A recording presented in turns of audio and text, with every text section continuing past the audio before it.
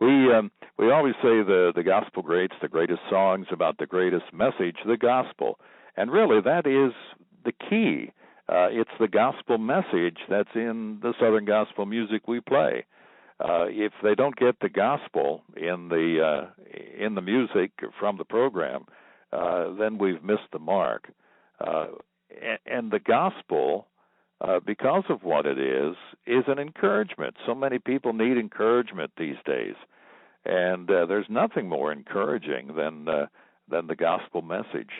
So. Hello, friend. I'm Paul Heil. Welcome to the Gospel Greats program, the greatest songs about the greatest message, the gospel. Thanks for tuning in. Our featured artist today, as you've already heard, will be the Steels, with songs from their brand new CD called A Song to Remind You. Each month on the final program of the month, we count down the top 20 Southern Gospel songs for the month ahead. Let's get right to it with a song we find among favorites at number 20. It's from the multi-talented Gordon Mote, his song called Grace Became Amazing. I was always looking for something that I could maybe develop into a radio program.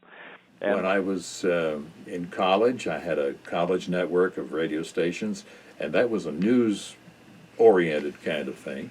When I got out of that into television, I continued doing some things in the background, but I still wanted to do some syndicated radio program. And my brother had a subscription to Singing News newspaper at that time, and it had the top 40 chart in there.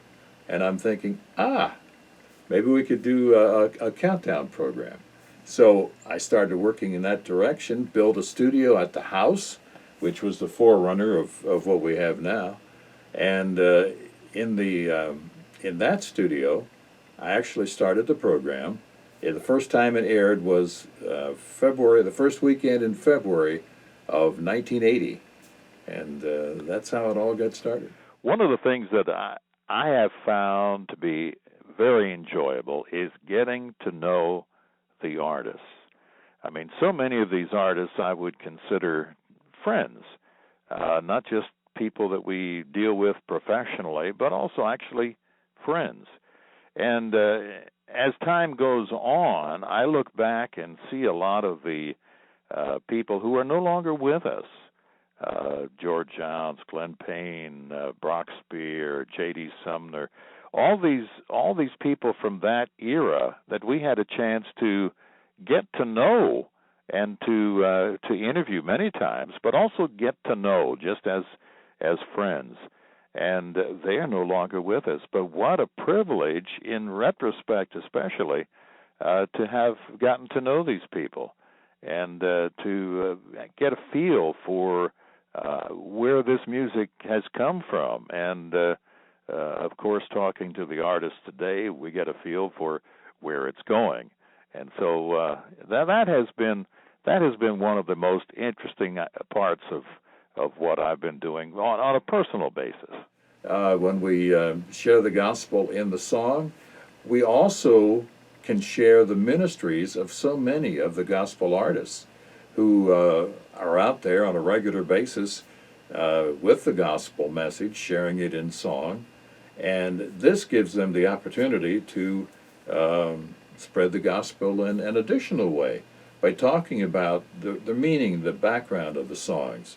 And we get a chance to share that kind of information even from songwriters who don't travel and who don't normally get out there and get the chance to share their background of particular songs, what inspired songs, what they hope people are getting out of their songs.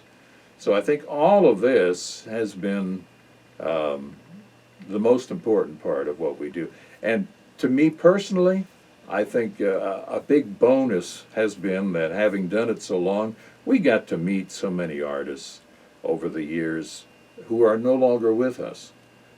Classic artists, the Blackwoods, James Blackwood especially, the Cathedrals, George and Glenn, and other artists who were in the top of the field, and we got to know them and call them That's friends. what they get. I hope they get a sense from the artists of the heart of the artists, the reason why the artists are doing what they do, and the reason why they sing the songs they sing, and the reason why they write the songs they write.